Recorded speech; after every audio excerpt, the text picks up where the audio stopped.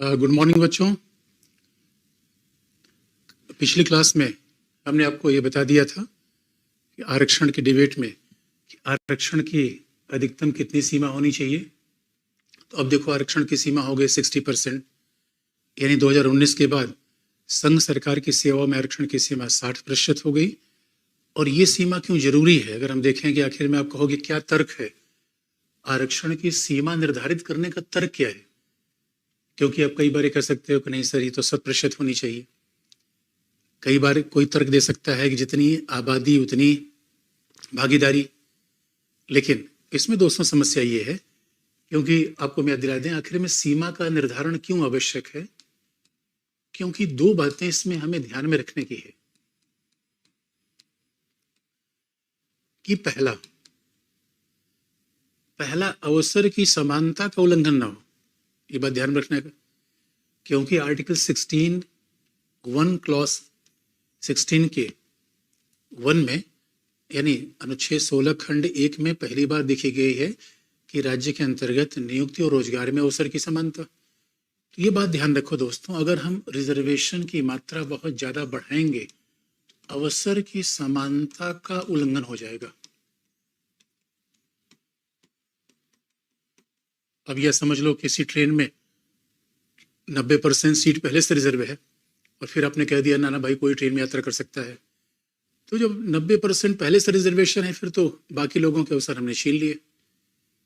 इसलिए उच्चतम न्यायालय ने तो यहां तक कह रखा है कि आखिर में अनुच्छेद 16 के खंड 4 में आरक्षण है, अनुच्छेद 16 खंड 1 में सरकारी सेवाओं में समानता है। अब जरा देखो बच्चों, दोनों टकरा जाए तो आखिर में किसको प्राथमिकता दें? तो उच्चतम न्यायालय ने तो यहां तक कहा है कि नहीं भाई, अवसर की समानता पहला पॉइंट है। यानी उच्चतम न्यायालय ने तो एक चौंकाने वाली बात कह दी है कि आरक्षण फंडामेंटल राइट नहीं है, बल्कि मूल अधिकारों के साथ उसका एक सहयोगी भाग है। बड़ी इंटरेस्टिंग बात है ये। इसीलिए सीमा इसलिए जरूरी है कि जब हम आरक्षण की मात्रा अधिक कर देंगे तो अवसर की समानता के सिद्धांत का उल्लंघन हो जाएगा। क्योंकि प्यारे बच्चों, ये बात याद रखना, आरक्षण दिया गया है वंचित वर्गों के उत्थान के लिए, न कि ऊंचे वर्गों के साथ भेदभाव के लिए। और हम पहले ही बताते हैं, देखो न्याय का सिद्धांत ये नहीं कि आंख के बदले आंख का सिद्धांत। यानी किसी एक ने दूसरे की आंख फोड़ी, फिर आप कहो भाई न्याय क्या है, हम भी इसकी आंख फोड़ेंगे। एक ने किसी को चाकू मारा तो न्यायाधीश कहते भाई तुम इसको चाकू मारो। दोस्तों, आंख के बदले आंख का सिद्धांत पूरी दुनिया को अंधा बना के छोड़ देगा। इसलिए कुत्ते ने हमें काट लिया, तुम कह रहे सर हम तो कुत्ते को भी काटेंगे। ये फिर न्याय का सिद्धांत नहीं है दोस्तों। इसका मतलब है इसलिए सीमा जरूरी है। और दूसरा, सीमा इसलिए भी जरूरी है क्योंकि सेवाओं में बच्चों कुशलता भी ध्यान में हमें रखना चाहिए भाई, इफिशियंसी भी ध्यान रखी जाए। और ये बात तो बड़ी ध्यान की है कि अभी अनुच्छेद 335 पढ़ना, अनुच्छेद 335 में बात लिखी गई है कि अनुच्छेद 335 बात लिखी गई है, अनुसूचित जाति जनजाति को आरक्षण देते समय ये ध्यान में रखा जाएगा कि सरकारी सेवाओं की कुशलता प्रभावित न हो। बड़ी इंटरेस्टिंग बात है ये। इसका मतलब अनुच्छेद 335 में लिखा गया है कि अनुसूचित, फिर हम रिपीट कर रहे हैं, अनुसूचित जाति जनजाति को आरक्षण देते समय राज्य ध्यान रखेगा कि सरकारी सेवाओं की कुशलता प्रभावित न हो। बच्चों, ये भी आप देखो, उदारीकरण का जमाना है, भूमंडलीकरण का जमाना है। कंपटीशन खत्म हो जाए तो भी ठीक नहीं है, लेकिन समानता खत्म हो जाए तो भी ठीक नहीं है। अरे दोस्तों, कंपटीशन खत्म हो जाएगा तो फिर नीरज चोपड़ा कहाँ से आएगा? कंपटीशन खत्म हो जाएगा, देखो सूर्य कुमार यादव, अरे भाई सल क्रिकेट खेल इसीलिए रहे हैं क्योंकि कुशलता है। इसका मतलब है हम एक अच्छे समाज में न तो कुशल लोगों को छोड़ेंगे और न ही वंचित लोगों को छोड़ेंगे। तो वंचित लोगों के लिए अवसर की समानता, प्रतिभाशाली लोगों के लिए कुशलता। क्योंकि प्यारे बच्चों, देखो समाज में हर व्यक्ति रहता है, ये जब आरक्षण का पूरा मामला चलता है तो कई बार हम ऐसा कह देते हैं कि ना भाई ये अमीर आदमी है, इसकी संपत्ति छीन लो।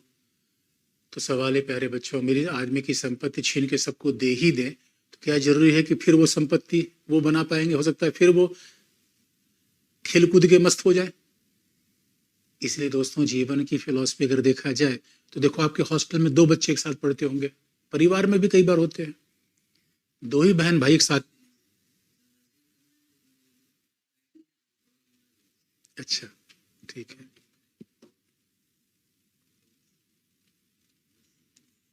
ठीक है। तो बच्चों, आपने कहा था थोड़ा राइटिंग मोटा कर दिए, मोटा कर दिया। अब ये बड़ा ध्यान देने का बच्चों विषय है कि आपके हॉस्टल में देखो, आपके दो भाई बहन हैं, आपके, अब मान लो समाज का छोटा सा भाग हमारा परिवार है। अब हमने परिवार में कह दिया, एक भाई है सुबह उठा, दौड़ रहा है, मेहनत कर रहा है, पढ़ लिख के आगे बढ़ गया।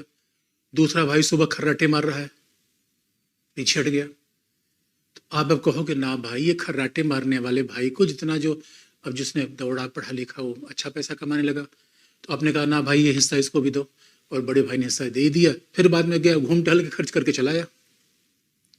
तो मेरे प्यारे बच्चों, ये बात याद रखो, हमेशा में दोनों को ध्यान में रखना है कि भाई जो समाज में वंचित वर्ग है उनके हित को देखें, लेकिन जो समाज में आगे बढ़ रहा है उसका पैर खींचे नहीं। केकड़े जैसा व्यवहार न करे, एक केकड़ा दूसरे केकड़े की टांग खींच लेता है कि नाना भाई। और मेरे दोस्तों, समानता का मतलब ये नहीं कि समाज में सब गरीब हो जाए, ये तो सबसे आसान काम है, उत्तर कोरिया में ऐसा हो गया, सब गरीब हो जाए। हमें समाज ऐसा चाहिए जहां गरीबों को भी हम अमीर बनाए, न कि अमीरों की संपत्ति छीन के सब गरीब बना दें। और हमारे संविधान निर्माता तो दूसरा ही तरीका अपना रहे थे कि भाई सबके साथ समान व्यवहार हो, वंचितों का भी ध्यान में रखे। इसलिए दोस्तों, सबका साथ सबका विकास, जरा सोच के देखो, सबका साथ सबका विकास, इसका मतलब कि अक्षय कुमार उनकी भी हमें चिंता है, शाहरुख खान उनकी भी चिंता है, लेकिन जो समाज में वंचित लोग हैं, हमें उनकी भी चिंता है। इसलिए सीमा का निर्धारण बड़ा जरूरी है। लेकिन आप जानते हो दोस्तों, देखो, एक पॉलिटिक्स है, एक संविधान, एक राजनीति है। अब राजनीति तो ये है, आपको आरक्षण की हकीकत बता दें तो पॉलिटिक्स है। पॉलिटिक्स का मतलब है कि किसी को चुनाव जीतना है। कई बार संविधान और पॉलिटिक्स में बड़ा दिलचस्प आप रिलेशन देखेंगे, और जब तक पॉलिटिक्स नहीं देखेंगे संविधान कई बार समझ में नहीं आता। और हकीकत की बात तो ये है कि 1990 में जैसे बीपी सिंह ने कहा कि पिछड़े वर्गों के लिए आरक्षण होगा, अब बाकी पार्टी को लगा बोल लो तो बीपी सिंह सारा वोट ले गए पिछड़ों का, अब तो कोई सरकार में ही नहीं पाएगा। उसी समय आडवाणी जी थे, और जैसे बीपी सिंह ने आरक्षण घोषणा की, आडवाणी रथ लेकर भागे सोमनाथ। आडवाणी जी ने कहा, कसम राम की खाता हूं, मंदिर वहीं बनाऊंगा। अब आडवाणी जी रथ लेकर चलने लगे, तब तक बिहार में लालू प्रसाद यादव बैठे थे। बिहार में लालू प्रसाद यादव ने समस्तीपुर में आडवाणी का रथ रोका, अब उससे लालू प्रसाद यादव की पॉलिटिक्स चमक गई। अब आडवाणी उसी में लाइमलाइट में आ गए। तो दोस्तों, ये आरक्षण के पॉलिटिक्स है।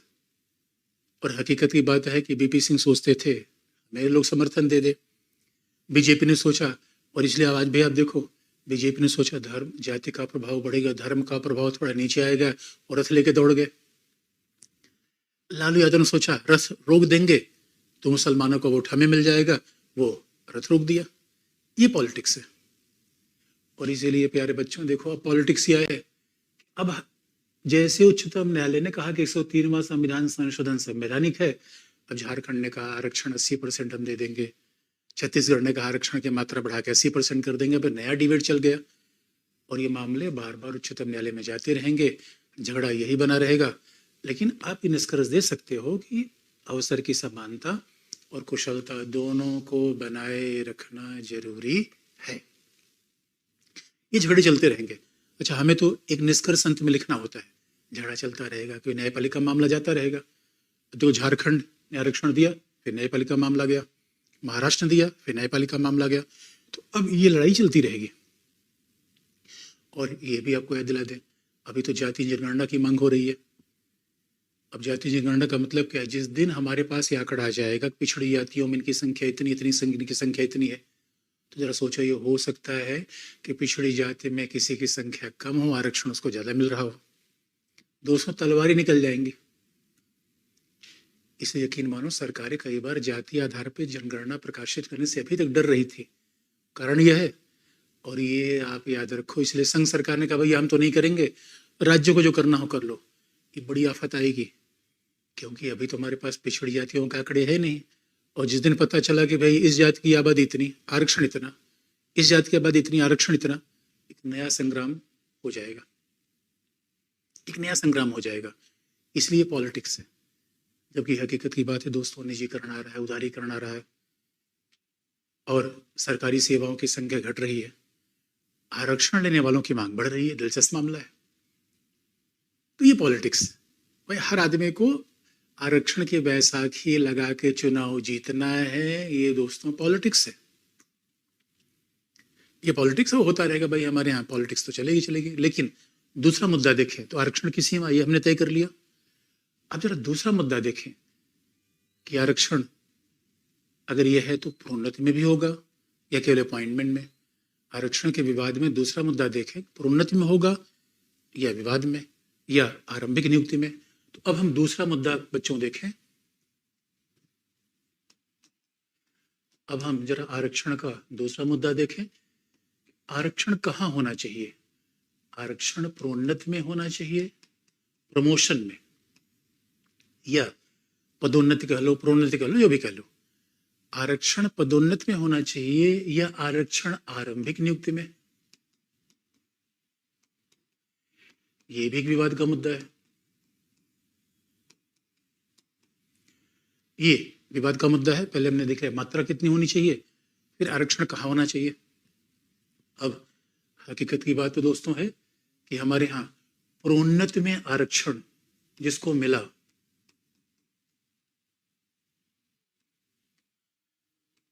प्रोन्नति में जिसको आरक्षण मिला वो लोग हैं अनुसूचित जाति जनजाति।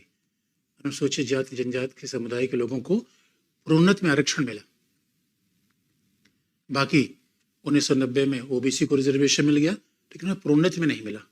तो आप कहोगे सर इसका मतलब क्या है? देखो, आरंभिक नियुक्ति में आरक्षण का मतलब है बच्चों, देखो आरक्षण आरंभिक नियुक्ति में कैसे होगा कि मान लीजिए कि 2023 में, एक हम एग्जाम्पल ले लें कि 2023 में 1000 वैकेंसी यूपीएससी की आ गई। अब 1000 वैकेंसी में सारे बच्चे परीक्षा देंगे और इस 1000 वैकेंसी में हमने कह दिया भाई देखो, सामान्य श्रेणी में 400 वैकेंसी होगी, आरक्षित श्रेणी में, क्योंकि आरक्षण की मात्रा 60% है, इसलिए आरक्षित श्रेणी में 600। अब ये 600 में लोगों को बांट दिया जाएगा और ये अनारक्षित है, सामान्य श्रेणी की वैकेंसी है 400। ये है आरक्षण आरंभिक रूप में। जितनी कुल सेवाएं होंगी उसे बांट देंगे, इंट्री लेवल पे ही, जैसे लोग ज्वाइन नहीं करेंगे, रिजल्ट आएगा उसी समय बांट देंगे। अच्छा, ये भी जरूरी है कि 600 आरक्षित में भी आरक्षण की श्रेणियां अलग अलग हैं। पिछड़े वर्गों को, ईडब्ल्यूएस को, SC ST को, पिछड़े वर्गों को। इसलिए कई बार हम कहते हैं वर्टिकल रिजर्वेशन, हॉरिजेंटल। अब देखो, वर्टिकल का मतलब होता है, इसे आरक्षण जब आरक्षण हम करते हैं तो एक है वर्टिकल, ऊर्ध्वाधर,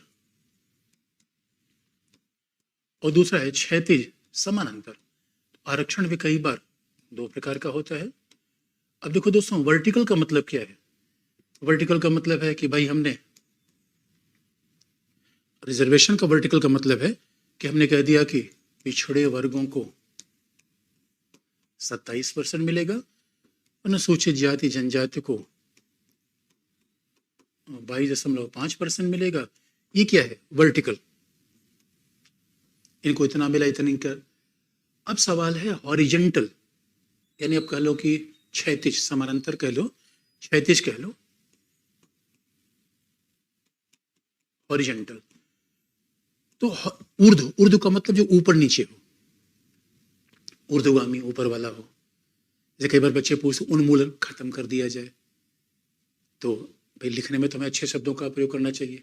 हम ऊर्ध्वाधर को ऐसे लिखने में तो नहीं, ऊपर नीचे यूज करेंगे, तो हमें लिखने में अच्छे शब्दों का प्रयोग करना चाहिए। इसे ऊर्ध्वाधर का मतलब ऊपर नीचे, ऊर्ध्व ऊपर, और जो ऊपर होगा उसके कोई नीचे भी होगा। लेकिन जब क्षैतिज का मतलब है आमने सामने, अगल बगल। अब सवाल है 27% आरक्षण में अलग अलग जातियों को आरक्षण बांट दिया जाए, ये क्या है? हॉरिजेंटल। कि 27% में कह दिया इस जाति को इतना, इस जाति को इतना, इस जाति को इतना, यानी आरक्षण में ही आरक्षण। या कह दिया जाए 27% में पिछड़ी जातियों के लिए रिजर्वेशन है, लेकिन इसमें महिलाओं के लिए इतना, पुरुषों के लिए इतना। ये है हॉरिजेंटल, आमने सामने। हॉरिजेंटल का मतलब है जैसे अब देखो, जब हम ट्रेन में यात्रा करते हैं तो एक हमारी पोजीशन होती है वर्टिकल, जो ट्रेन में जो ऊपर लेटा हुआ है, जो नीचे लेटा हुआ उसके नीचे, उसकी बीच संबंध क्या है? वर्टिकल संबंध है, जैसे हमारे सर और पाँव के बीच में है। लेकिन हॉरिजेंटल क्या है? ये दोनों हाथ के बीच में, आमने सामने है। तो जो हमारी सीट के आमने सामने बैठा है उसका रिलेशन क्या है? हॉरिजेंटल, आमने सामने। इसलिए कहा गया कि आरक्षण में भी आरक्षण दिया जा सकता है, एक ही श्रेणी में आरक्षण देना, हॉरिजेंटल।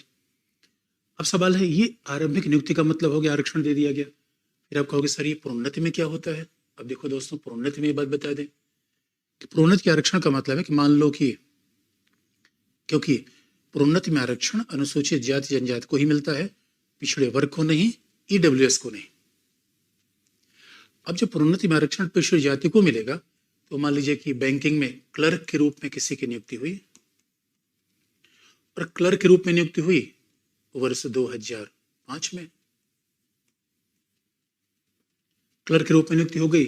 अब उसमें आरंभिक मामला ये था कि रिजर्वेशन हो गया SC ST को, यानी अगर मान लो यहाँ पे 100 सीट थी तो 60 सीट रिजर्व हो गई, 40 अनारक्षित थी। लेकिन चूंकि OBC को भी प्रोन्नति में आरक्षण नहीं मिलता, इसलिए कुल मिला के आरक्षण प्रोन्नति में मिलेगा 22.5% लोगों को, 22.5% लोगों को ही तो मिलेगा। तो अब मान लो कि SC ST कोई व्यक्ति है, क्लर्क बन गया, और उसी के साथ एक सामान्य श्रेणी का व्यक्ति है। तो जब ये होगा कि क्लर्क से बनाया जाए कैशियर, अब क्लर्क से कैशियर बनाना, अब यही तो प्रोन्नति है। तो सवाल है, क्लर्क से कैशियर बनाने में अब 2005 में अब ये जो 22 लोग आ गए अनुसूचित जाति जनजाति से, बाकी लोग जो 78 लोग आ गए सामान्य, ये पिछड़े वर्ग ईडब्ल्यूएस बाकी लोगों में। अब सवाल है, सबको प्रोन्नति, देखो प्रोन्नति में कहने का मतलब है आरक्षण तो एक बार दे दिया, 22 सीट इनको, बाकी 78 सीट बाकी लोगों, कुल सीट थी 100। अब सवाल है, आगे बढ़ने में तो देखो दोस्तों अब आरक्षण नहीं होना चाहिए। वही प्रमोशन का मतलब है अब कंपटीशन होगा, एग्जाम होगा, कुशलता होगी, और इनमें से जो भी कुशल होगा वो आगे बढ़ेगा, यही मतलब है। लेकिन जब प्रोन्नति में आरक्षण दे देंगे, इसका मतलब है कि पहले प्रोन्नति करेंगे अनुसूचित जाति जनजाति का। अब ये व्यक्ति 2005 में अपॉइंटेड थे, वो कहा जाता है कि जिस साल हमारी नियुक्ति होगी उसी वर्ष से हमारी जूनियरिटी और सीनियरिटी तय होती है। ये सब लोग समान थे, ये 100 लोग समकक्ष थे, ये बिल्कुल समकक्ष थे। लेकिन जैसे इस व्यक्ति का रिजर्वेशन में पहले प्रमोशन हो गया, अब जूनियर सीनियर हो गए, क्योंकि सीनियरिटी ज्वाइनिंग से और पद दोनों से तय होती है।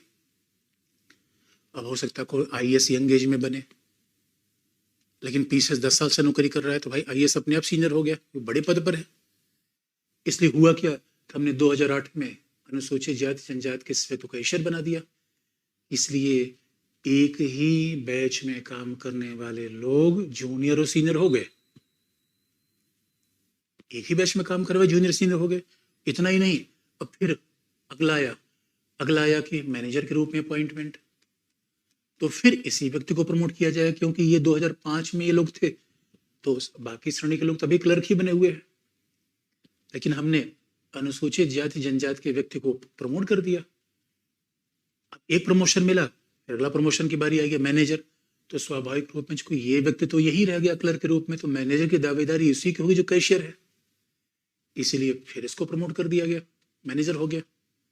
2012 में इसको फिर प्रमोट कर दिया गया। अब जरा सोच के देखो, यही है प्रोन्नति में आरक्षण। दोस्तों, एक ही बैच में जो लोग थे वो जूनियर सीनियर बन गए। अब सवाल ये है कि यार आप कहोगे सर ये बताओ ये तो गलत है। इसी बात पे बड़ा विवाद है कि आखिर में आरक्षण आरंभिक नियुक्ति में है, यहां तक तो ठीक है भाई, ठीक है, हमने एक मामला मालिक समाज के हर वर्ग को मौका दे देंगे। अरे भाई उसके बाद तो आप कंपटीशन करो, उसके बाद आगे बढ़ो। लेकिन आरक्षण प्रोन्नति में होना चाहिए, उसके पीछे तर्क क्या दिया गया कि भाई देखिए अनुसूचित जाति जनजाति के उम्मीदवार लेट में पढ़ते हैं, बाद में एंट्री करते हैं, जो रिटायरमेंट केस थे सबकी सेम है। दोस्तों, सरकारी सेवाओं में प्रवेश के लिए उम्र अलग अलग हो सकता है। मैंने सोची जात जनजाति के लोग, हमको उम्र में छूट है, तो पता चला कोई व्यक्ति 22 साल में क्लर्क बन गया, कोई 32 साल में बना। जो 32 साल में बनेगा ऊपर नहीं जा पाएगा, तो लोगों ने कहा भाई देखो, अब प्रमोशन करो, कोई भी ऊपर ले आओ।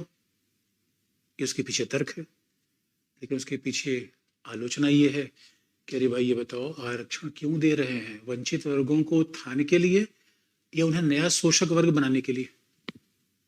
अब ये बड़ा विवाद हो जाता है। और दोस्तों, अगर प्रोन्नति में भी आरक्षण दे रहे हैं, कुशलता ध्वस्त हो जाएगी, फिर कोई क्यों काम करेगा? क्योंकि आरक्षण अगर जाति के आधार पर मिलता चला गया, फिर तो परफॉर्मेंस कोई बेस नहीं रहा, एग्जाम का मतलब नहीं है, तो बाकी लोग उसके अधीन क्यों काम करेंगे जो एक ही बैचमेट थे? ये उसके खिलाफत में तर्क है।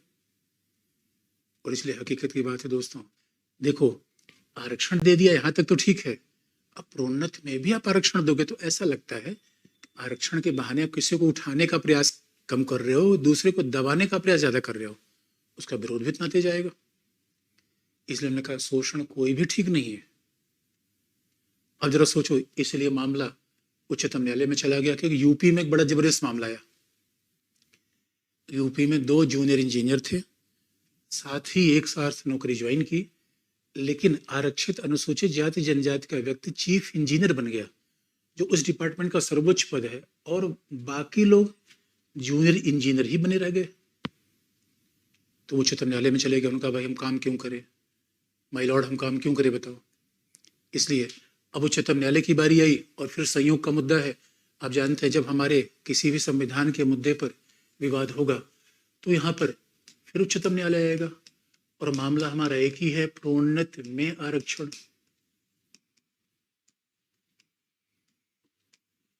अब जैसे मामला उच्चतम न्यायालय में गया, उच्चतम न्यायालय ने कहा, और उच्चतम न्यायालय का मामला कौन सा था? फिर वही बात, इंदिरा साहनीवाद,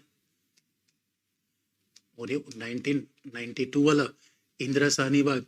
और दोस्तों, ये 1992, ओ माय गॉड, क्या ईयर है। भारतीय फिल्मों में एक नया अभिनेता सलमान खान आ रहा था, यही वर्ष है जब मैंने प्यार किया फिल्म आई।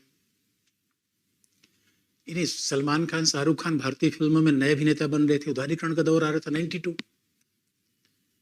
और इसी 92 में उच्चतम न्यायालय ने कहा कि प्रोन्नति में आरक्षण असंवैधानिक है। तो उच्चतम न्यायालय ने कह दिया प्रोन्नति में आरक्षण असंवैधानिक है, अनकॉन्स्टिट्यूशनल है, रद्द कर दिया। और तर्क वही दिया कि नहीं नहीं भाई, अब एक बात याद रखिए, संविधान की व्याख्या करने की शक्ति उच्चतम न्यायालय की। और दोस्तों, उच्चतम न्यायालय कोई पार्टी से तो है नहीं, हमारे यहाँ पार्टी के लोग तो अपने अपने हितों को देखते चुनाव जीतना, उच्चतम न्यायालय के चुनाव तो जीतना नहीं है। इसे कहा जाता है कि उच्चतम न्यायालय एक तटस्थ संस्था है, और संविधान की जब व्याख्या करे उसे हमें मानना चाहिए। अब उच्चतम न्यायालय की बात नहीं मानेंगे दोस्तों, ठीक वैसा होगा कि हम खेल रहे हैं, अंपायर ने कहा दिया आउट, हमने कहा नो आउट, नॉट आउट। अब देखो दोस्तों, फिर तो विवाद होगा, अरे अंपायर को तो मानना पड़ेगा। और हमारे यहाँ कई बार विवाद इस बात पे होता है, इसलिए प्रोन्नति में आरक्षण असंवैधानिक है। उच्चतम न्यायालय ने कहा अरे भाई, आरक्षण आरंभिक नियुक्ति के लिए है, प्रोन्नति के लिए नहीं है। ये कुशलता खिलाफ है, ये अवसर की समानता खिलाफ है, क्योंकि अवसर की समानता का मतलब है कि रोजगार में जाने पे भी आपको समानता मिलनी चाहिए, और आप नहीं दे रहे हो। लेकिन अब देखो, आप कहोगे सर अब उच्चतम न्यायालय ने रद्द कर दिया, उच्चतम न्यायालय का निर्णय बाध्यकारी होता है दोस्तों, तो ध्यान में रखने की है। चंचूड़ साहब सलाह नहीं देते, वो कहते हैं मानना पड़ेगा, मानना पड़ेगा, उसका वो एक्सेप्शन नहीं है कि आप मर जाओगे तो मानोगे नहीं। और उच्चतम न्यायालय निर्णय दे दिया, लेकिन उच्चतम न्यायालय के निर्णय के परिवर्तन का एक तरीका है, एक माध्यम है, तो वो माध्यम है संविधान संशोधन। हमें अलग से ही पढ़ना है, और संसद के पास संविधान संशोधन की शक्ति है। तो अब क्या हुआ, उच्चतम न्यायालय का प्रोन्नति में आरक्षण नहीं होगा, यानी अनुसूचित जाति जनजाति को मिलने वाला प्रोन्नति में आरक्षण खत्म हो गया। फिर पॉलिटिक्स का मुद्दा बना, क्योंकि और पॉलिटिक्स तो ही आरक्षण में करना। देखो, सब डॉक्टर साहब ने कहा था, डॉक्टर अम्बेडकर ने कहा था कि आरक्षण तो सामाजिक न्याय के लिए है, लेकिन खूब पॉलिटिक्स हुई। अब ये बात हुई कि इसलिए हमारे यहाँ 77वां संविधान संशोधन आ गया।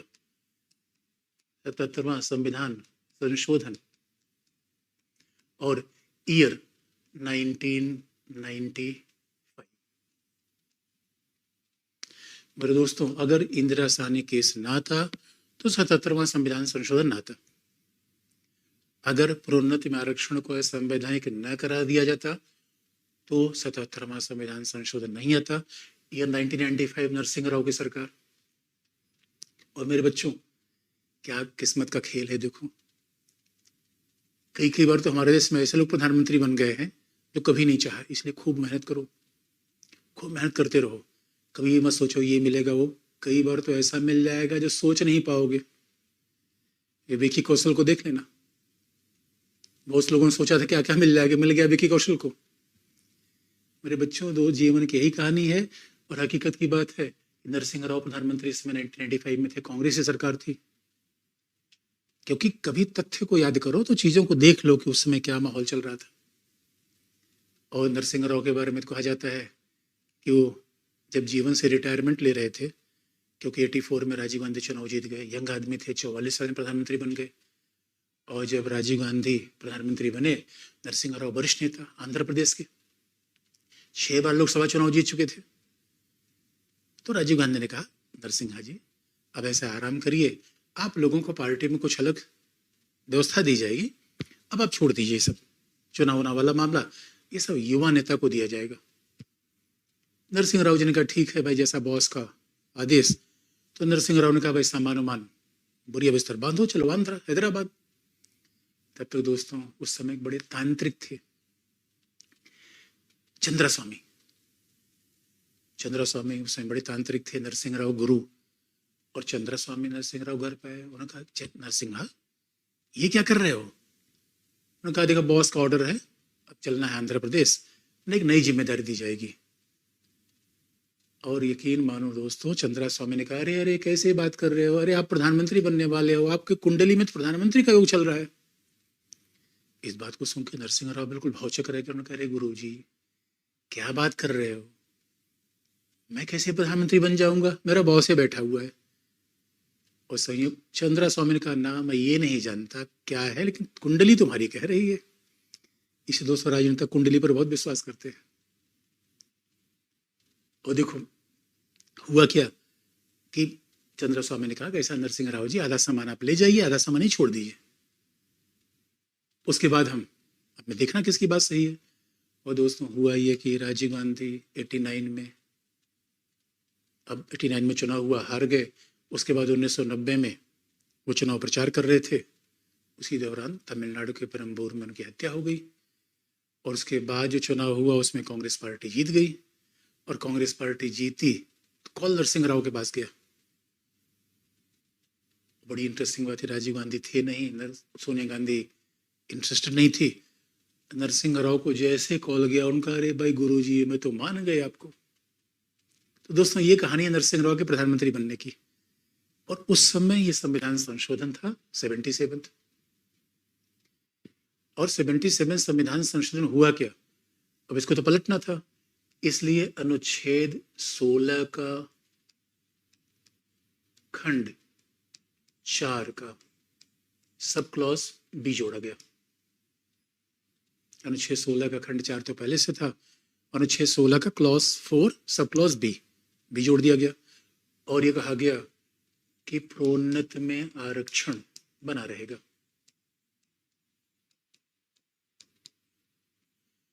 प्रोन्नत में आरक्षण बना रहेगा, इसका मतलब है इंदिरा साहनी के निर्णय को संसद ने संविधान संशोधन से बदल दिया।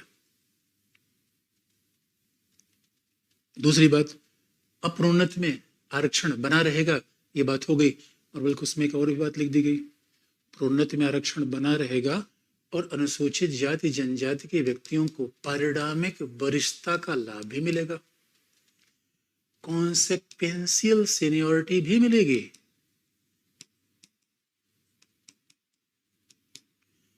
आप कहोगे सर ये क्या है, पारिणामिक वरिष्ठता का लाभ मिलेगा? ये बात article 16 clause 4 sub clause B में है। देखो दोस्तों, एक बार के परिणाम स्वरूप कोई और घटना हो जाए, परिणामिक, एक साइकिल गिरा है, दूसरी गिर गई, परिणामिक, एक के छींक आने पर 4 लोगों को छींक आ जाए, परिणामिक। इसका मतलब परिणामिक वरिष्ठता का मतलब देखना हो तो बच्चों देखो, ये एक बार वरिष्ठता, 2 बार वरिष्ठता, बार बार वरिष्ठता, परिणामिक, कॉन्सिक्वेंस, कॉन्सिक्वेंशियल। एक बार जिसको वरीयता मिल गई, एक बार जिसको आरक्षण मिल गया, एक बार नहीं, बार बार उसी को मिलेगा, ये है परिणामिक। तो अब रास्ता साफ हो गया और नरसिंह राव ने कहा देखो भाई, हम भी अनुसूचित जाति जनजाति के समर्थक हैं, हम भी सामाजिक न्याय करते हैं, क्योंकि बीपी सिंह ने आरक्षण दिया तो नरसिंह राव ने इसको और थोड़ा आगे बढ़ा दिया, इसलिए अब बात सिद्ध हो गई। अब ये हो गया, चलो भाई हमने आरक्षण दे दिया, अब तो प्रॉब्लम नहीं है। नहीं, हर पार्टी, अब देखो हर पार्टी सत्ता में आ रही है, वो एक ही बात करेगी, पिछड़ी जाति अनुसूचित जाति जनजाति, ये पॉलिटिक्स है, क्योंकि इन्हीं से सरकार बननी है बच्चों। इनका समर्थन नहीं होगा सरकार में, कोई कैसे आएगा, ये पॉलिटिक्स है। अब ये बात हो गई, उसके बाद लेकिन जानते हो विवाद तो रुकता नहीं। अब जब संविधान से किसी न्यायालय के निर्णय को बदला जाएगा तो हो सकता है कि संसद किसी विवाद को राजनीतिक रूप में बदल दे। भाई संसद तो पार्टी के इंस्टीट्यूशन है, पार्टी के हित संविधान के हित के जैसे हों जरूरी नहीं दोस्तों। ये झगड़ा आज भी चलता रहता है, संसद के लोग कह रहे हैं ना ना हम जो बात कहते हैं न्यायपालिका कैसे बदल देती है, न्यायपालिका कौन है? तो रे भाइयों, न्यायपालिका को शक्ति हमारे संविधान ने दी है, न्यायपालिका को शक्ति संसद से नहीं मिली है बच्चों, कि संसद बताएगी उसको क्या शक्ति होनी चाहिए। अब चूंकि न्यायपालिका निर्वाचित संस्था नहीं है, अब उनको तो प्रेस कॉन्फ्रेंस करने का अधिकार है नहीं, इसलिए बेचारे को जो उनको बोलना है निर्णय के द्वारा बोल पाते हैं। इसलिए संसद के लोग बार बार आरोप लगाते रहते हैं भाई ये कौन सा है कि आप हम जो कहते हो बदल देते हो आप। तो सवाल है, ये देश संविधान से चलता है, पार्टी से नहीं। इसलिए कई बार पार्टी ये बताने का प्रयास करते हैं जो हम कहें वही संविधान है, जो हम कहें वही देश देश चलेगा। तो ये हमारी खास बात है, इसलिए फिर मामला न्यायपालिका में गया। भाई आपको अगर संविधान के संशोधन की शक्ति है तो हमारे यहाँ जस्टिस चंद्रचूड़ क्या करते हैं, संविधान की रक्षा। यही तो हमारे संविधान ने दिया है कि भैया जस्टिस चंद्रचूड़ महोदय आप संविधान की रक्षा करते रहो, कोई छेड़खानी कर ना पाए, और कोई छेड़खानी करेगा उसको रद्द करो। इसलिए संविधान संशोधन हुआ, दोबारा फिर ये मामला न्यायपालिका में पहुंच गया। इसमें कंफ्यूज होने की आवश्यकता नहीं है, क्योंकि अगर संसद को संशोधन करने का अधिकार है तो उच्चतम न्यायालय इसीलिए तो बैठा है दोस्तों कि वो आपके कामों पर निगरानी रखे। आपने कह दिया वो मान लेगा, जरूरी थोड़ी है। तो हुआ क्या, फिर आरक्षण, प्रोन्नति में आरक्षण का मामला फिर विवाद में आ गया, उच्चतम न्यायालय में दोबारा मामला गया, और दोबारा मामला फिर आया नागराजनवाद। नागराजनवाद में 2006 में फिर मामला गया,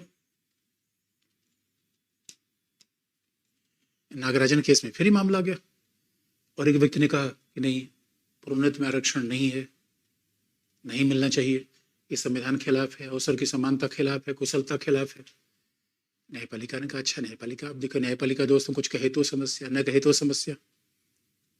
और दोस्तों न्यायपालिका की समस्या तो ऐसी है कि हम आह भी करते हैं तो हो जाते हैं बदनाम, वो कत्ल भी करते हैं तो चर्चा नहीं होती। तो न्यायपालिका इधर कहे तो समस्या, इनका साथ ले ले तो समस्या। इसलिए नागराजनवाद में न्यायपालिका ने कहा देखो भाई प्रोन्नति में आरक्षण दो, लेकिन उसके लिए शर्त लगा दी। न्यायपालिका ने कहा कि आप प्रोन्नति में आरक्षण दोगे, बस शर्त उसके लिए कुछ कंडीशन है।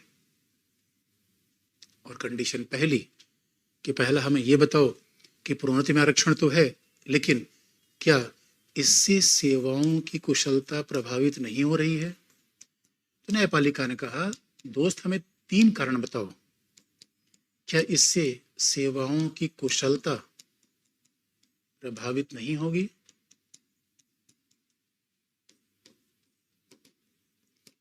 दूसरा बताओ कि क्या अभी भी जिनको आप प्रोन्नति में आरक्षण दे रहे हो, यानी अनुसूचित जातियों जनजातियों का प्रतिनिधित्व अपर्याप्त है?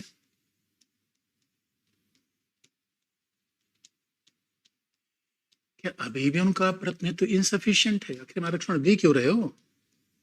और तीसरा कि क्या अभी भी वो पिछड़े हैं? अब ये बात बड़ी इंटरेस्टिंग है दोस्तों। इसका मतलब है अब कोई जो सेवा में था तब भी पिछड़ा है, नौकरी में नहीं था तब भी पिछड़ा है। तो अरे प्यारे बच्चों, आरक्षण तो इसलिए दिया गया कि हमारी कंडीशन कुछ आगे बढ़े। और यहाँ तो हकीकत है कि सेवा में थे तब भी पिछड़े थे और सेवा में नहीं है तब भी पिछड़े हैं। तो आखिर में आरक्षण का फायदा क्या हुआ और कब अगड़े होंगे? इसीलिए यहाँ पे आप देखोगे कि विवाद का विषय आया, ये विवाद का विषय आया। और इसलिए कहा गया कि नहीं भाई, 3 क्राइटेरिया लाओ, हमें बताओ। और सरकार के पास कोई आंकड़ा है नहीं।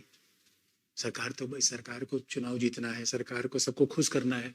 अच्छा प्यारे देखो दोस्तों, न्यायपालिका का काम सबको खुश करना नहीं है। अरे न्यायपालिका को चुनाव थोड़ी जीतना है, न्यायपालिका को सच्ची सच्ची बात करनी है। लेकिन संसद काम तो सबको खुश करना है। और पॉलिटिकल पार्टी के लोग दोस्तों कभी किसी को नाराज नहीं करना चाहते। जब भी आप पूछोगे सर हमें आरक्षण चाहिए, पार्टी के अंदर ले लो।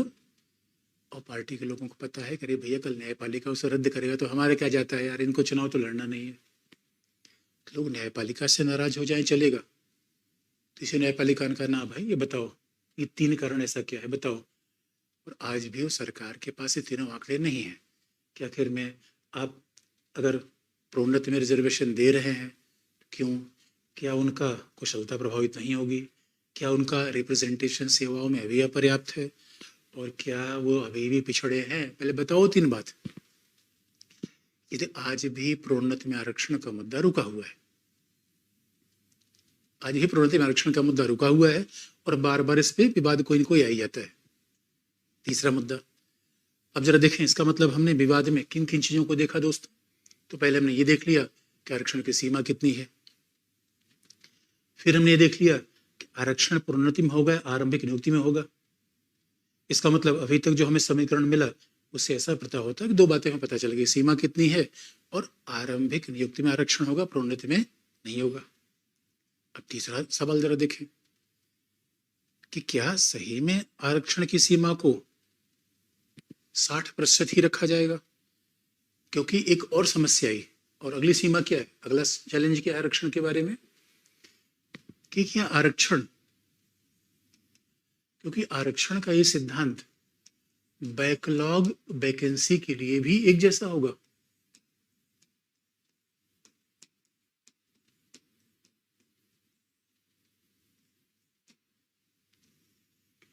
आरक्षण का सिद्धांत बैकलॉग के लिए भी जैसा होगा। अब जैसे हमको बैकलॉग क्या है, यानी कई बार ऐसा हो सकता है कि मान लो कि आरक्षण का दूसरा विवाद है कि बैकलॉग, बैकलॉग कह लो या कह लो पिछली रिक्तियां।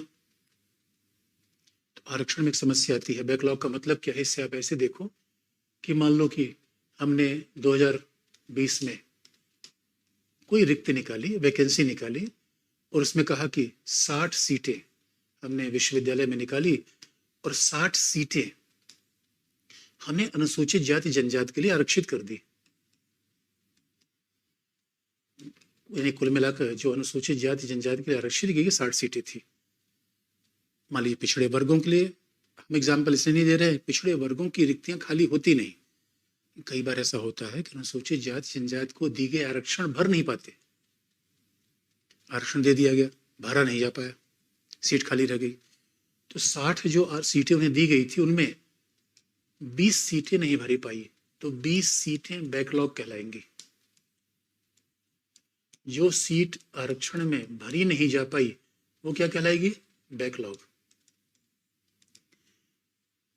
जो 60 सीटों में भाई 60 सीटें आरक्षित थी और 20 सीटें बच गई, यानी 40 भरी गई, 40 भर ली गई। 40 उम्मीदवार हमें मिल गए और 20 उम्मीदवार नहीं मिल पाए। अब हम क्या करेंगे, अब 2021 में कोई वैकेंसी आई, तो 2021 में जो वैकेंसी आई हम क्या करेंगे, ये 20 सीटों को फिर 2021 में भरा जाएगा। यही बात तो है।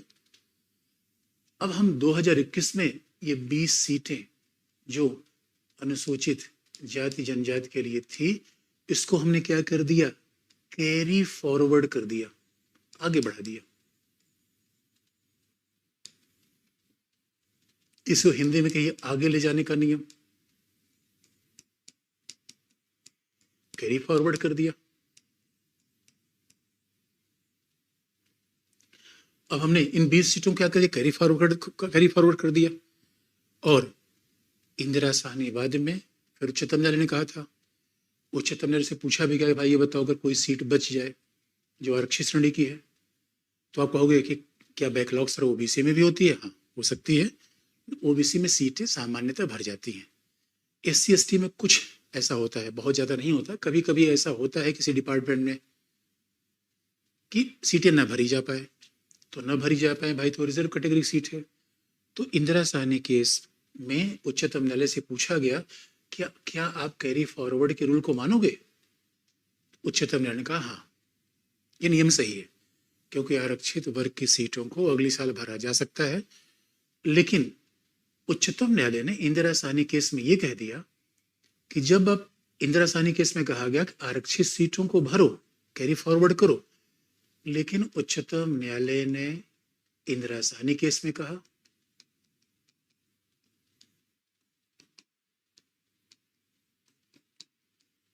यानी आप समझ सकते हो कि ये कितना केस महत्वपूर्ण है। इंदिरा साहनी वाद में कहा कि कैरी फॉरवर्ड का नियम ठीक है, लेकिन उच्चतम न्यायालय ने इंदिरा साहनी वाद में कहा कि कैरी फॉरवर्ड आगे ले जाने का नियम ठीक है। किसको कैरी फॉरवर्ड किया जाए? आरक्षित सीटों। कैरी फॉरवर्ड का नियम ठीक है, लेकिन आरक्षण की मात्रा 50% से ज्यादा नहीं होनी चाहिए।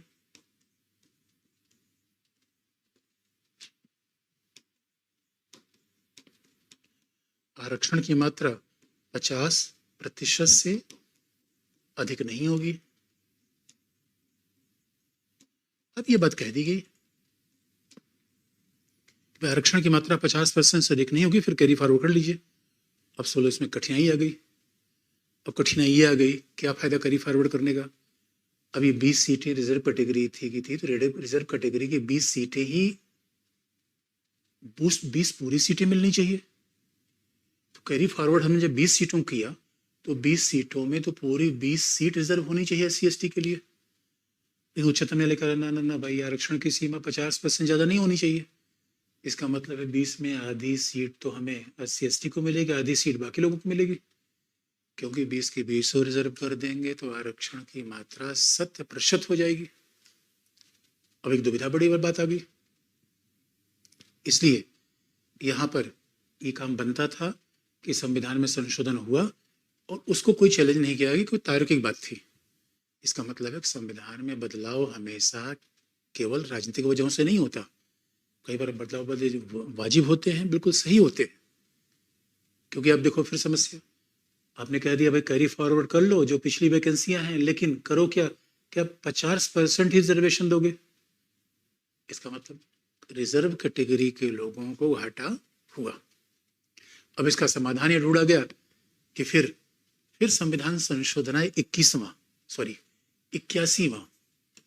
अब इस मामले को खत्म करने के लिए 81वां संविधान संशोधन लाया गया।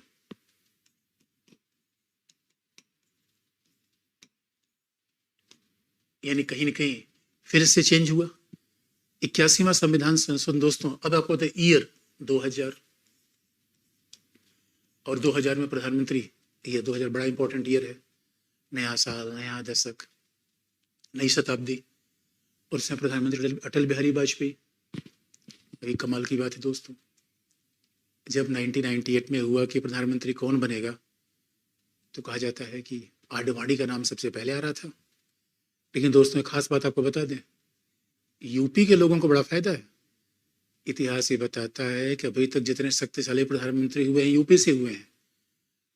अब याद करके देख लो, और सच मानो इसीलिए मोदी ने बड़ोदरा की सीट को वाराणसी में चेंज कर दिया। यही पॉलिटिक्स है। यूपी में 80 लोकसभा सीटें हैं दोस्तों। गुजराती होना, व्यापारी कोई गुजराती हो सकता है, पॉलिटिक्स में उसके लिए प्रॉब्लम है। आडवाणी गुजरात के पहला, वाजपेयी चुनाव लड़ते थे यूपी से, वो भी है एमपी के। वाजपेयी पैदाइशी तो एमपी से है, चुनाव लड़ते थे यूपी से। और एक दूसरी घटना उसमें यह आ गई कि 1996 में एक बड़ा विनीत नारायण का मामला आया उच्चतम न्यायालय में, जिसे हम लोकप्रिय तौर पर हवाला केस के नाम से जानते हैं। उसमें आडवाणी का नाम आ गया। अभी विपक्षी दलों ने कहा भैया आडवाणी के नाम पर हमें आपत्ति है, ये तो करप्शन का मामला है, जिसके ऊपर करप्शन का आरोप है वो प्रधानमंत्री कैसे बन पाएगा। यानी दोस्तों बनना तो किसी और को, बन गया कोई और। फिर कहानी आप देखिए, तो कहा जाता है कि आडवाणी प्रधानमंत्री बनने को उम्मीदवार थे। दोस्तों हकीकत कहानी तो ये है आडवाणी राष्ट्रपति भी नहीं बन पाए। ये देखिए किस्मत का खेल। पढ़े फारसी बेचे तेल, ये देखो किस्मत का खेल। कमाल की बात है यार ये। इसलिए 2000 में अटल बिहारी वाजपेयी प्रधानमंत्री बन गए। अब आप जान ये तो बात याद रखो दोस्तों, 90 के बाद जो भी आए इंडियन पॉलिटिक्स में, जो भी आएगा वो इसी बात पे कह रहा है कि मैं भी पिछड़ा, मैं भी अनुसूचित जाति जनजाति का समर्थक। चुनाव जीतना है उसको, कौन से पंगा लेगा। अब अटल बिहारी वाजपेयी ने कहा भाई हम भी कुछ संशोधन करते हैं। ऐसे कैसे होगा, सब कांग्रेस ने किया, सब बीपीसी ने किया। बीजेपी तो और दलितों की समर्थक है, आरक्षण की समर्थक है, और इसलिए 2000 में संशोधन हुआ। अब जुड़ गया अनुच्छेद 16(4) का खंड भी।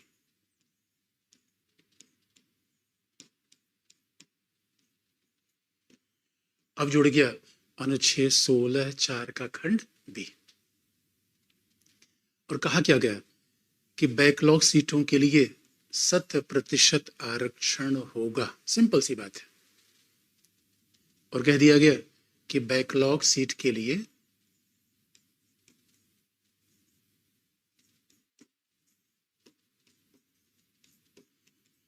बैकलॉग सीट के लिए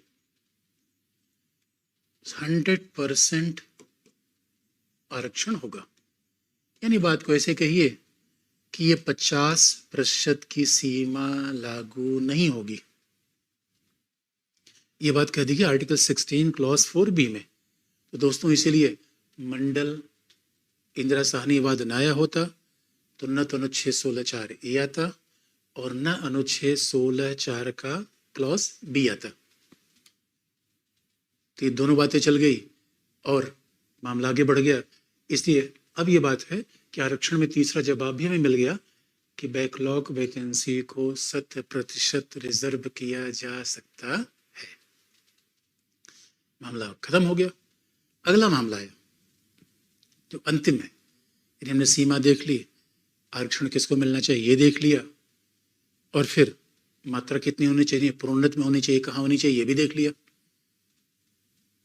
अब जो लास्ट वाला मामला है वो फिर एक विवाद का विषय हुआ कि आखिर में पिछड़ों में पिछड़ा कौन है। आरक्षण से संबंधित विवाद जो आया, पिछड़ा कौन है। दोस्तों आपको एक बात तो याद ही होगी कि पिछड़ों को ढूंढने के लिए काका कालेलकर कमीशन बनी, मंडल कमीशन बना। ये बात हमने पहले अनुच्छेद 15 बता रखा है, तो पुरानी बातों को भी याद रखिए। इसलिए ये तो तय हो गया था कि सामाजिक शैक्षिक रूप में पिछड़े वर्ग, यानी कुल मिला के पिछड़ी जातियां ही पिछड़े वर्ग हैं।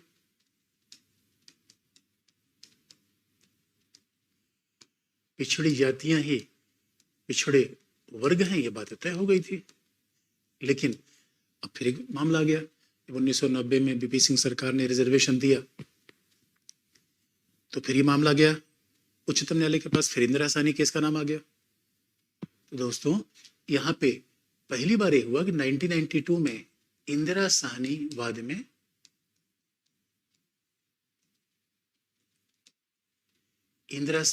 में ये बात कह दी गई कि देखो भाई, पिछड़ी जाति के लोग पिछड़े वर्ग में तो हैं, लेकिन सभी पिछड़ी जाति के लोग पिछड़े वर्ग में नहीं है। इसका मतलब है, अब देखो हो सकता है कोई पिछड़ी जाति में हो लेकिन वो सेना में जनरल है, कर्नल है। कोई पिछड़ी जाति का है, IAS ऑफिसर बन गया, क्या उसे भी पिछड़ी जाति का माना जाए। तो दोस्तों ये बात ध्यान में रखने की है कि उच्चतम न्यायालय ने इसी वाद में न्यायालय ने क्रीमी लेयर का विचार दिया।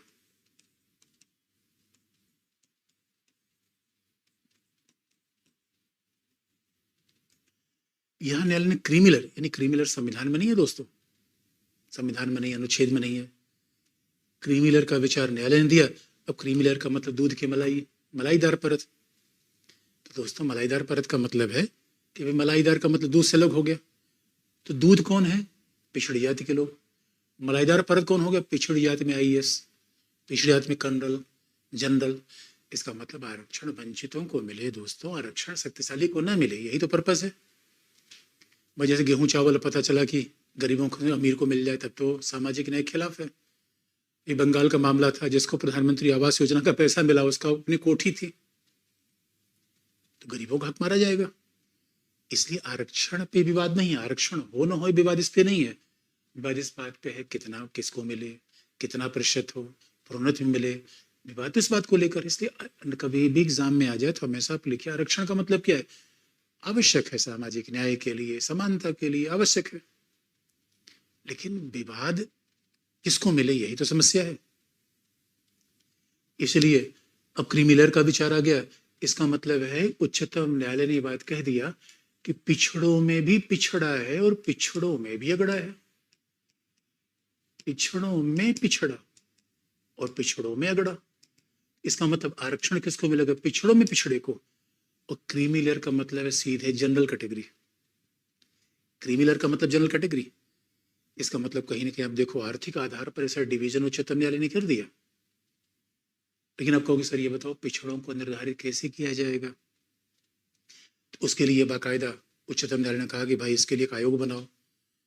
तो उच्चतम न्यायालय के निर्णय के कारण इसीलिए पिछड़ों में पिछड़ा कौन है और क्रीमिलेयर कौन है, इसीलिए बाकायदा राष्ट्रीय पिछड़ा वर्ग आयोग बना। ये तय तो हो, पिछड़ा वर्ग आयोग बन गया। लेकिन एक बात आप याद दिलाए दोस्तों, अनुसूचित जाति जनजाति में क्रीमी लेयर का कोई विचार नहीं है। बात ध्यान रखने की है। क्रीमी लेयर का विचार पिछड़े वर्ग में है। क्रीमी लेयर का विचार पिछड़े वर्ग में है, क्योंकि यहाँ पे जाति के आधार पर आरक्षण दिया जा रहा है। तो जो अब जिसकी इनकम ज्यादा हो गई, जो बड़े पद पर आ गया, उनके बच्चों को आरक्षण का फायदा नहीं मिलेगा। क्रीमी लेयर का मतलब है। लेकिन आप कहोगे इसका मतलब दोस्तों अनुसूचित जाति जनजाति के लिए क्रीमी लेयर नहीं है। अब ये बड़ी विडंबना का मामला है। याद रखिए दोस्तों, इसका मतलब है कोई अनुसूचित जाति जनजाति का व्यक्ति अगर आईएएस भी बन गया, अनुसूचित जाति जनजाति के लिए क्रीमी लेयर का विचार नहीं है। और ये बड़े विवाद का विषय है दोस्तों। अब ये देखो, अब मामला तो यही है कि जैसे टारगेटेड सब्सिडी होती है, अरे भाई सब्सिडी अमीर आदमी को थोड़ी मिलनी चाहिए। और कहोगे अक्षय कुमार को मुफ्त का खाना मिले तो मजाक हो जाएगा। फिर वो सचिन तेंदुलकर को प्रधानमंत्री आवास योजना मिल जाए, फिर तो हमने मजाक उड़ा दिया प्रधानमंत्री आवास योजना का। इसलिए दोस्तों समानता का मतलब है, न्याय का मतलब है सबको हिस्सेदारी मिलनी चाहिए, लेकिन पिछड़ों को या अगड़ों को। जरा सोच के देखिए, अनुसूचित जाति जनजाति के कितने ऐसे बच्चे भी हैं जो गांव में पले बढ़े, जिनके एक सरकारी नौकरी में कोई नहीं है, उनको कोई फायदा मिल नहीं पा रहा है। इसका मतलब अनुसूचित जाति जनजाति में जिसका पिता भी आईएएस, जिसका माता भी आईएएस, वो भी बच्चा पिछड़ा। यानी अनुसूचित जाति जनजाति में क्रीमी लेयर नहीं होता। और इसलिए कई बार तो कहा भी जाता है दोस्तों, देखो कितनी विडंबना की बात है, ऐसा चेंज होना चाहिए, ऐसा चेंज होना चाहिए। भाई क्रीमी लेयर का विचार हर जगह लगाओ। लेकिन फिर हमने कहा नेता, जो हमारे राजनेता हैं, वो कठोर निर्णय नहीं ले पाते। उनको लगता है कौन किसी को नाराज करे, कौन एक नया बवाल खड़ा कर दे। ये कई बार सामाजिक न्याय के लिए हमें कठोर निर्णय भी लेना पड़ता है।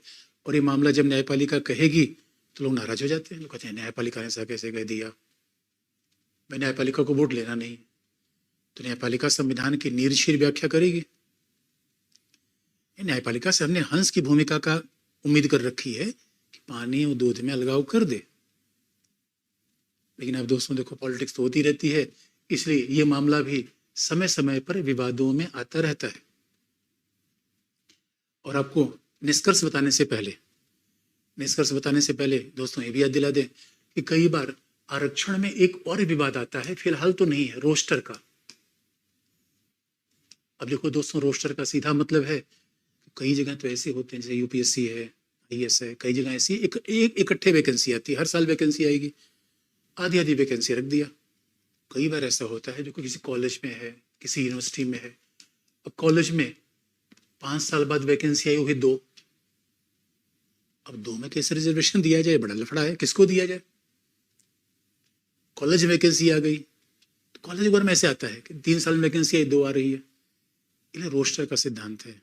अब मान लो ऐसे, वो सिंपल सी बात है, रोस्टर का मतलब है कि 1 है, 2 सीट है, 3 सीट है, 4, 5, 6, 7, 8, 9, मतलब 10 सीट पूरी है कॉलेज में, वैकेंसी 2 है, इसलिए में रोस्टर बनाना पड़ता है।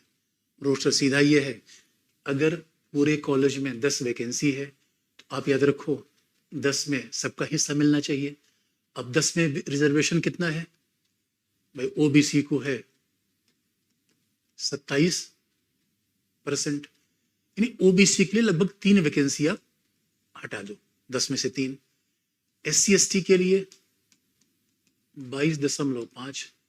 तो यहां भी अब मान लो कि अब SC ST के लिए 22.5% है, तो यहां आप कह दो कितनी आपको सीट मिल जाएगी, कुल मिला के 2 सीट मिल जाएगी। EWS के लिए 10% है, यानी कुल मिला के आपको 1 सीट मिल जाएगी, EWS की 1 सीट होगी। ये रोस्टर का सिस्टम है। बाकी जनरल कैटेगरी के लिए जाएगी। इसी को हम रोस्टर कहते हैं कि अगर 10 वैकेंसी है, अब समस्या 10 एक साथ निकलती तब रोस्टर लगाने की जरूरत ना पड़ती। अभी विवाद नहीं है, कई बार न्यूज़पेपर में ऐसे मामले आते हैं, 2-3 साल पहले विवाद था, अभी तो कुछ नहीं है। तो अगर 10 वैकेंसी एक साथ आती, सीधा बांट देते भाई, आधा रिजर्व आधा गैर रिजर्व। ये सवाल है, वैकेंसी कभी 1 आ रही है, कभी 2 आ रही है, इसलिए रोस्टर आवश्यक क्यों होता है। मान लो अब यहाँ पे ये कई बार आप देखोगे कि 5-6 वैकेंसी रिजर्व हो गई, 4 ओपन कैटेगरी में है, 4 जनरल कैटेगरी के लिए है। ये सब यहाँ रोस्टर कैसे लगेगा, तो दोस्तों अब आप देखोगे यानी पहला 2 अनरिजर्व होगी, ये सामान्य श्रेणी में जाएगी। तीसरी सीट ओबीसी के लिए जाएगी। फिर छठी सीट, क्योंकि देखो 3 सीट मिलनी चाहिए तो 10 में 3 जा जाएगी, छठी सीट ओबीसी के लिए। फिर 9वीं सीट ओबीसी के लिए। यह है रोस्टर। इसका मतलब है, अब आप कहोगे सर ये बताओ 11 वैकेंसी से 10 है तो 10 भर जाएगी, फिर अगला रोस्टर फिर आएगा। जब तक ये 10 वैकेंसी नहीं भरेगी, इसी क्रम में चलता रहेगा। इसलिए अगर कोई 2 वैकेंसी निकल रही तो इस क्रम में वो भर्ती होती है। अब आप देखोगे फिर SC ST के लिए क्या मतलब है, दूसरी सीट, यानी अब अगर इनको 2 सीट मिलनी है तो SC ST के लिए आप मान लो कि 2 सीट मिलनी है तो चौथी हमने कर दी,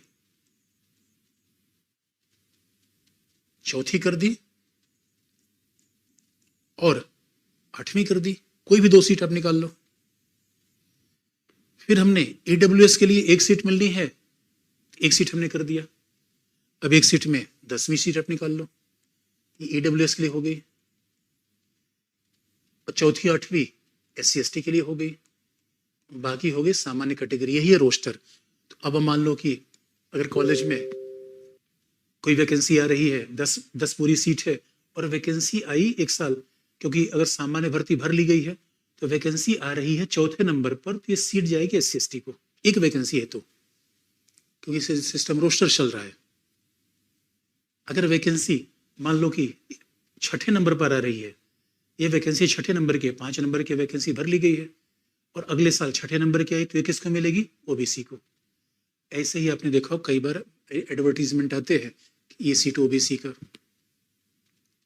और हाँ, क्योंकि यूपीएससी में जहां इकट्ठे भर्ती होती है वहां रोस्टर का सिस्टम होता ही नहीं, लेकिन जहां ऐसे टुकड़ों भर्ती होती है वहां रोस्टर चलता है। रोस्टर का सीधा मतलब है आरक्षण का टुकड़ा, आरक्षण का हिस्सा सभी में क्रमिक रूप में बांट देना। क्रमिक रूप में इसलिए बांट देना, इकट्ठे वैकेंसी आती रही, और इकट्ठी वैकेंसी नहीं आएगी तो मान लो कि एक 2010 में 2012 में झगड़ा हो जाएगा, लोग कहेंगे भाई 2010 में किसको दिया जाए, 12 में किसको दिया जाए। एक तालिका बना, रोस्टर का तालिका, ऐसे आप समझ लो, तालिका, सूची, कि हम किस कैटेगरी को किस वर्ष कौन सी सीट देंगे, यही रोस्टर। अब बात दोस्तों थोड़ा निष्कर्ष पर आ जाए। आरक्षण के विवाद हमने खत्म कर दिए, ये सारे मुद्दे हैं, और बात केवल निष्कर्ष पर आ जाए। और बच्चों, मामला ये है कि देखो उदारीकरण का ज़माना है, बहुमंडलीकरण का ज़माना है, आरक्षण तो सामाजिक न्याय का उपकरण है, लेकिन हकीकत की बात है कि हमें थोड़ा व्यापक उपाय सोचने पड़ेंगे, क्योंकि उदारीकरण निजीकरण के ज़माने में, एयर इंडिया प्राइवेट ज़माने में आ गई। इसलिए हर बच्चों को क्वालिटी एजुकेशन मिले, उनको शिक्षा की सुविधा अच्छी हो, स्वास्थ्य की सुविधा अच्छी हो, जिससे वो प्राइवेट सेक्टर में भी कॉम्पीट कर सकें। बच्चों प्राइवेट सेक्टर में रिजर्वेशन देना बड़ा मुश्किल है, क्योंकि वहाँ उसकी संख्या, सीट की संख्या से फिक्स होते नहीं। प्राइवेट कंपनी जब चाहेगी रखेगी, जब चाहेगी निकालेगी पहला। और प्राइवेट कंपनी कुशलता के आधार पर काम करती है। इधर विडम्बना सोचो, IIT में हमने रिजर्वेशन दे दिया, लेकिन IIT से पढ़ने के बाद सरकारी कंपनियां है ही नहीं है, तो नौकरी बच्चों को कहाँ मिलेगी? बाहर तो कंपटीशन है। इसलिए प्यारे बच्चों, देखो, पॉलिटिक्स इससे न किया जाए, क्योंकि हमें देश का विकास करना है, दीर्घकालिक रणनीति अपनानी पड़ेगी। आरक्षण के अलावा भी ऐसे मामले सोचे। और दुर्भाग्य की बात यह है, सरकारी नौकरियां कम होती जा रही हैं। हमारे राजनेता ऐसे दावा कर रहे हैं सबको आरक्षण दे देंगे, सबको आरक्षण दे देंगे। ये ठीक है नहीं। और हकीकत की बात है, UPSC को छोड़ दिया जाए तो इतनी बड़ी वैकेंसी आज की डेट में और किसी मामले में भी नहीं रही है, और आएगी भी 10 साल बाद, इतनी रहेगी नहीं रहेगी विवाद का विषय है। और हमें तो पीढ़ी को सोचना है 50 साल के लिए। इसे निष्कर्ष ये है दोस्तों कि आरक्षण एक सामाजिक न्याय का मुद्दा है, उसे राजनीति का हथकंडा न बनाया जाए, और आरक्षण के साथ साथ वंचित वर्गों को उठाने के लिए व्यापक प्रयास होने चाहिए। केवल आरक्षण ही पर्याप्त नहीं, आरक्षण के माध्यम है, एकमात्र माध्यम नहीं। तो दोस्तों, आज हमने इस रिजर्वेशन की सारी बहस खत्म कर दी। बाकी अब फिर हम आगे मिलेंगे कल एक समानता में जो अनुच्छेद 17, 18 बता देंगे, बड़ा सिंपल सा है, और फिर विवाद होगा 19 में। तो आज के लिए इतना ही।